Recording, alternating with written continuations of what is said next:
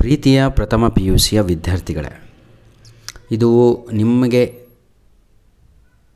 ನಿಮ್ಮ ಸಬ್ಜೆಕ್ಟಿಗೆ ಇಂಗ್ಲೀಷಿಗಾಗಿ ಪ್ರಿಪೇರ್ ಮಾಡಿರುವಂತಹ important question ಆಗಿದೆ. ಹಾಗಿದ್ದರೆ ಇದೇ ಕ್ವಶನ್ ಎಕ್ಸಾಮಿಗೆ ಬರುತ್ತಾ ಅಂತ ನಿಮಗೆ ಡೌಟ್ ಇದೆ. ನೋಡಿ, ಪ್ರತಿಯೊಂದು ಪಾಠದಿಂದ ಎರಡು ಪ್ರಶ್ನೆಗಳನ್ನು ಕೊಟ್ಟಿದ್ದೇನೆ. ಅಲ್ಲಿಗೆ ಸುಮಾರು ನಾನು 10 ಪ್ರಶ್ನೆಗಳನ್ನು ಕೊಟ್ಟಿದ್ದೇನೆ. ಕೆಲವೊಂದು ಪಾಠ ಓದಲೇಬೇಡಿ ಅಂತ ಹೇಳಿದ್ದೇನೆ. ಯಾಕಂದರೆ ನೀವು ಆ ಲೆವೆಲಿಗಿಲ್ಲ ಅಂದರೆ please don't touch those things, ಹೌದಲ್ವಾ? ಅದನ್ನು ಟಚ್ ಮಾಡೋ ಅವಶ್ಯಕತೆ ಇಲ್ಲ. ಆದರೂ ಕೂಡ ಔಟ್ ಆಫ್ ಅಂಕಗಳನ್ನು ತೆಗೆಯಬಹುದಾಗಿದೆ. ಆದರೆ 1 ಅಂಕಕ್ಕೆ ಮಾತ್ರ ಆ ಪಾಠಗಳನ್ನು ಓದಲೇಬೇಕು. Anyhow, 2 gentlemen of Verona is telling comment on the character of gentlemen. ಈಗ ಪ್ರಶ್ನೆ ಯಾವ ಪಾಠದ್ದು ಅಂತ ಗೊತ್ತಾಗಬೇಕು. ಎಲಾಬ್ರೇಟ್ ಅಂದರೆ ಎಕ್ಸ್ಪ್ಲೇನ್ ಮಾಡಿ ಅದರ ಬಗ್ಗೆ ಬರೀರಿ ತಮ್ಮಂದ್ರ ಅಂತ. ಈ ಪಾಠದಲ್ಲಿ 2 ಹುಡುಗರು ಬರ್ತಾರೆ, ಚಿಕ್ಕ ವಯಸ್ಸಿನ ಬಾಲಕರು. ಅವನ ಹೆಸರೇ ನೆಕಾಲಾ ಆ್ಯಂಡ್ ಜೆಕೋಬೋ ಅಂತ. What truly the gentlemen of Verona. ನಿಜವಾಗಿಯೂ ಆ ವೆರೋನಾ ಸಿಟಿಯ 2 ಜೆಂಟ್ಲ್ಮೆನ್ಗಳೇ ಅಂತ ಯಾರು ಹೇಳ್ತಾರೆ ಅಂದರೆ ಆಥರ್ ಎ.ಜೆ. ಕ್ರೋನಿನ್ ಅಂತ. ಅವರು ಟೂರಿಗೆ ಹೋಗ್ತಾರೆ ವೆರೋನಾ ಸಿಟಿಗೆ. ಆವಾಗ ಅಲ್ಲಿ ಈ 2 ಮಕ್ಕಳನ್ನು ಭೇಟಿ ಮಾಡ್ತಾರೆ, ನೆಕೋಲೋ ಆ್ಯಂಡ್ ಜೆಕೋಬೋಗೆ. They were very refined and sensitive in the characters. ಅವರ ಕ್ಯಾರೆಕ್ಟ್ರು ಉತ್ತಮವಾದ ಕ್ಯಾರೆಕ್ಟರ್ ಆಗಿರುತ್ತೆ.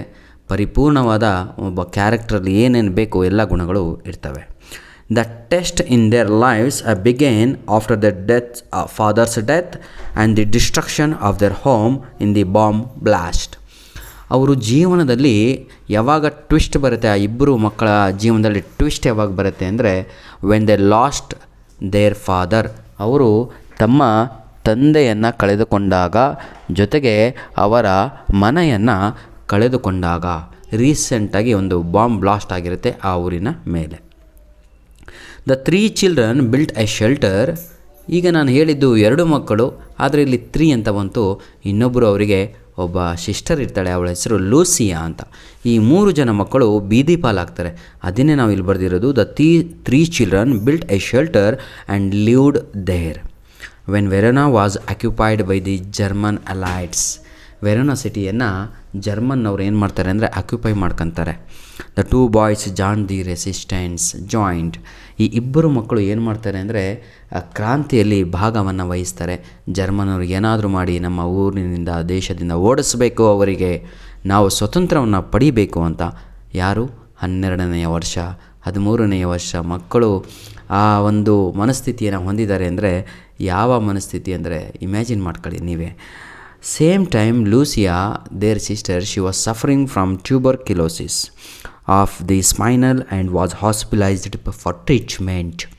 ಹಾಗಿದ್ದರೆ 3 ಜನದಲ್ಲಿ ಒಬ್ಬಳು ಮಾತ್ರ ಅನಾರೋಗ್ಯದಿಂದ ಏನು ಮಾಡ್ತಾಳೆ ಅಂದರೆ ಆಸ್ಪತ್ರೆಗೆ ಸೇರಿಸಲಾಗತ್ತೆ ಅವಳಿಗೆ. The boys devoted to her and in order to earn money for her treatment.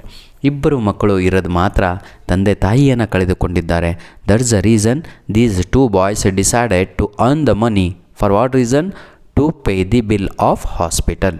ಯಾವ ಕಾರಣಕ್ಕಾಗಿ ಅಂದರೆ ಹಾಸ್ಪಿಟಲ್ ಬಿಲ್ಲನ್ನು ಪೇ ಮಾಡೋಣ ಅಂತ.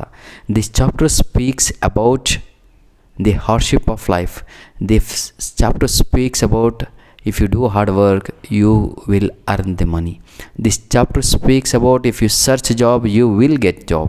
This chapter speaks about the harsh realities of the life. This chapter speaks about the importance of the parents. ಇಷ್ಟೋ ಕಂಡು ಈ ಪಾಠದಲ್ಲಿ ಇದೆ. This chapter speaks about the poverty. This chapter speaks about